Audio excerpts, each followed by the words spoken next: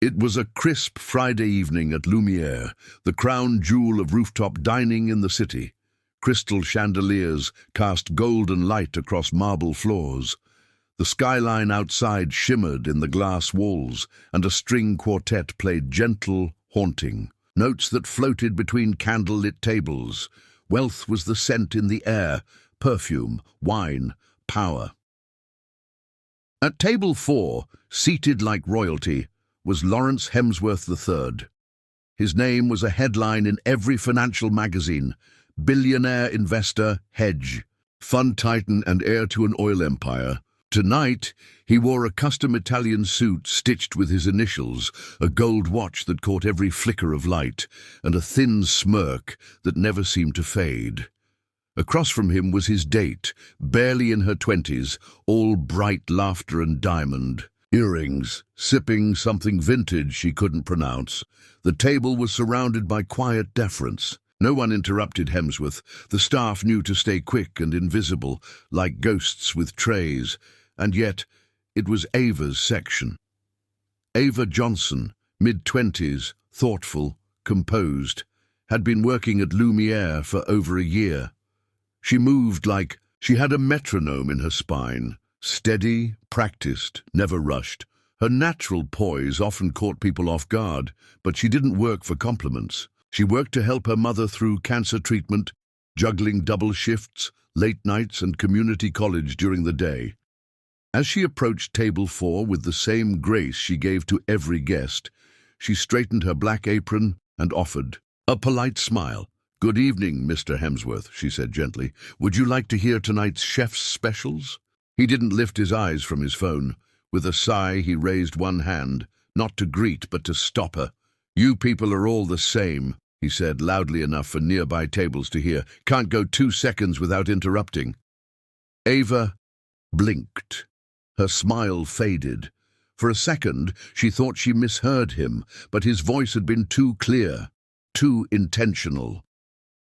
Hemsworth finally glanced up, letting his eyes drag across her like she was background noise. His date looked slightly uncomfortable but said nothing. "I swear," he added with a short laugh, "they'll hire anyone these days. What happened to standards?"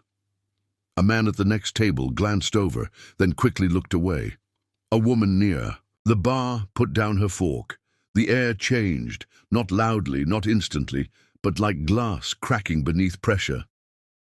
Ava stood there, holding her notepad, her hands steady even if her heart wasn't. She had been called names before, passed, over, talked down to, but tonight felt different. The disrespect wasn't just casual, it was intentional. She could have walked away, smiled through it, pretended it didn't matter. Instead, she stood taller. "My name is Ava Johnson," she said clearly, making sure her voice didn't tremble. "And your mother used to work in my grandmother's kitchen." Hemsworth froze. His mouth opened slightly, but nothing came out. The silence in the restaurant deepened, thick and still. Even the string quartet stopped mid-note, unsure if they should continue. Waiters paused mid-step. Forks hovered over half-eaten plates. At least 24 eyes turned toward table 4, where Lawrence Hemsworth III sat, blinking slowly, as if Ava's words had knocked the breath out of his chest. Ava stood firm, her voice calm but clear, cutting through the stunned quiet. "She used to bring your clothes in from the line. She cooked for your birthdays, scrubbed your family's silver before your father's big parties." Her eyes never wavered from his, and she told my grandmother once, over sweet tea, that she prayed you'd grow up to be a man who saw people, all people, with respect. Hemsworth's date looked away, suddenly finding her wineglass more interesting.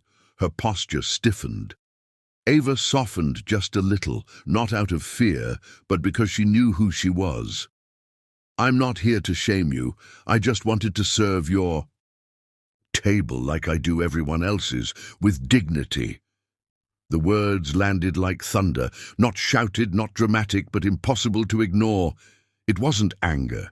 It was history, patience, and quiet pride, wrapped into a single sentence.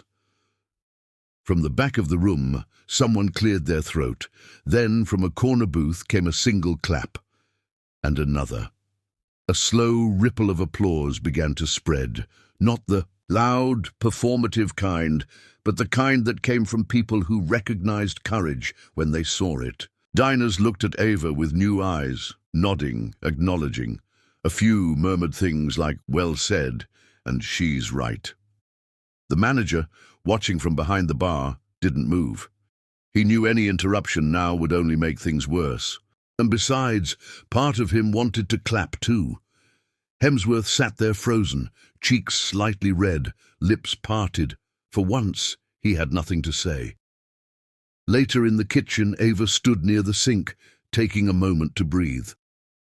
Her fellow servers came over one by one, not to gossip, but to hug her, high-five her, tell her what they'd always wanted to say to people like him, but hadn't. "You didn't flinch," one whispered. "You spoke for all of us." The restaurant owner quietly approached her at the end of the shift. He didn't say much, just handed her an envelope with a bonus and said, "Thank you for the way you handled that. Not everyone has your kind of poise." Ava nodded and left the kitchen, her steps slower now, the city air wrapping around her as she exited into the night. Her phone buzzed. A message from her mother lit up the screen. "Your aunt just sent me the video. I'm in tears. You make us proud." She smiled. Not because she had won anything, but because she hadn't let herself be made small. She was never just a waitress. She was Ava Johnson, the granddaughter of a woman who raised other people's children while raising her own to stand tall. And tonight, the whole room saw it.